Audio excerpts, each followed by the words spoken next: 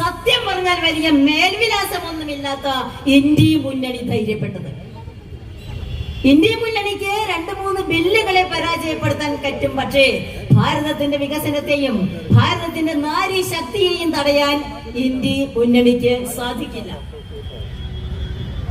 ഞാൻ ഇത് പറയുമ്പോ ഓർത്തത് T.S. എലിയട്ടിന്റെ പ്രശസ്തമായ ഒരു വരിയുണ്ട്. April is the cruellest month. ക്രൂരമായ മാസമാണ് ഏപ്രിൽ.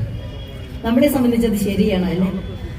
ഇവിടുത്തെ സ്ത്രീകളെ വെച്ച് വിളമ്പി മക്കളെ വളർത്തി വലുതാക്കി വീട്ടിലെയും സമൂഹത്തിന്റെയും പ്രശ്നങ്ങളിൽ ഇടപെടുന്നവര്, ഒരു പാത്രത്തിൽ കറി വെച്ച വീട്ടിലുള്ള എല്ലാവർക്കും എങ്ങനെ ഈക്വലായിട്ട് എത്തിക്കണം എന്ന് LCM ലാസാഗു എടുക്കാതെ സ്പൂണ് കൊണ്ട് ചെയ്യുന്ന ഇവിടുത്തെ അമ്മമാർക്ക് കണക്കറിയില്ലേ?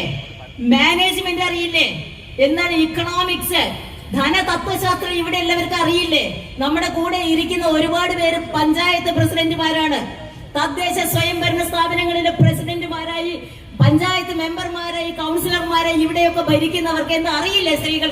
സ്ത്രീകൾക്ക് ഭരിക്കാൻ അറിയാമെന്ന് തെളിഞ്ഞതുകൊണ്ട് ഇനി നിങ്ങൾ ഭരിക്കണ്ട, ഞങ്ങൾ ഭരിച്ചോളാം എന്ന രീതിയിൽ സ്ത്രീകളെ അധിക്ഷേപിക്കുന്ന സ്ത്രീ വിരുദ്ധത മറനീക്കി പുറത്തു വരികയാണ് ഏപ്രിൽ 16-നും 17-നും ഡൽഹിയിൽ സംഭവിച്ചത്.